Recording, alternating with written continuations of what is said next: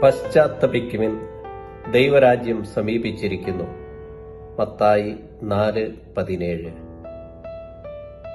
തിരുസഭ നമുക്കായി അനുതാപത്തിൻ്റെയും പുണ്യത്തിൻ്റെതുമായ ഒരു കാലം കൂടി നൽകുകയാണ്, നോമ്പുകാലം. നാം സന്തോഷത്തോടെയും വിശുദ്ധിയോടെയും കൂടി നോമ്പുകാലത്തിലേക്ക് പ്രവേശിക്കുകയാണല്ലോ. ലെന്റ് എന്ന ഇംഗ്ലീഷ് വാക്കിന് കടം കൊടുക്കുക എന്നൊരർത്ഥം കൂടിയുണ്ട്. നമ്മുടെ ജീവിതം നമുക്കായി കടം കിട്ടിയിട്ടുള്ളതാണ്. ഈ ജീവിതത്തിൽ കടം കിട്ടിയിട്ടുള്ളതല്ലാതെ എന്താണുള്ളത്?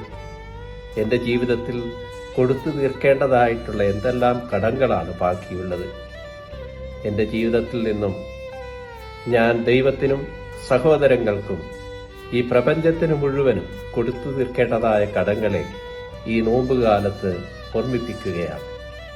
അങ്ങനെ എൻ്റെ ജീവിതം കൊണ്ടുപോലും കൊടുത്തു തീർക്കാൻ പറ്റാത്ത ഈ കടത്തെ ദൈവം തന്നെ അവിടുത്തെ പ്രിയപുത്രനെ ഭൂമിയിലേക്ക് അയച്ച് അവിടുത്തെ പീഡാസഹനത്തിലൂടെയും കുരിശുമരണത്തിലൂടെയും ഉത്ഥാനത്തിലൂടെയും കടം വീട്ടിയതിൻ്റെ ഓർമ്മയല്ലേ നാം ആചരിക്കുകയും വിചിന്തനം ചെയ്യുകയും ചെയ്യുക?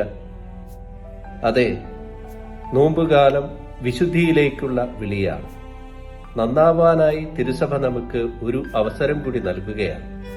എൻ്റെ സ്വഭാവം, എൻ്റെ മനോഭാവങ്ങളും, എൻ്റെ ബന്ധങ്ങളിലുള്ള ഊഷ്മളത, വിശ്വാസത്തിലുള്ള പോരായ്മകൾ, പ്രാർത്ഥനയിലുള്ള നിഷ്ഠകൾ, നന്മ ചെയ്യുന്നതിനുള്ള ഉത്സാഹം, ജോലി ചെയ്യുന്നതിനുള്ള തീഷ്ണത, അതെ, വളരാനായിട്ട്, നന്നാവാനായി എനിക്ക് ഈ നോമ്പുകാലം 50 ദിവസം ഒരു അവസരം കൂടി നൽകുകയാണ്.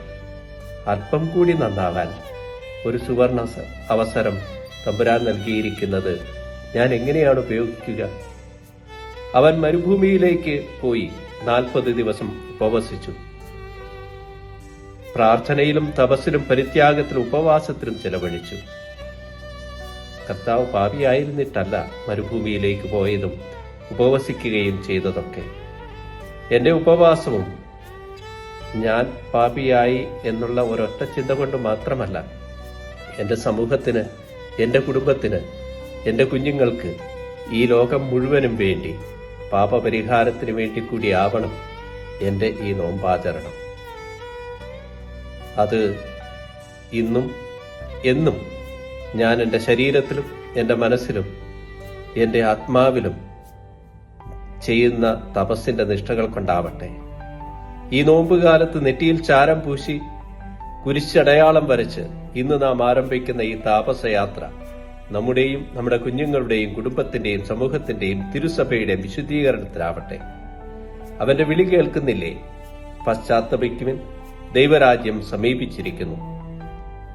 അനുതപിക്കുവിൻ.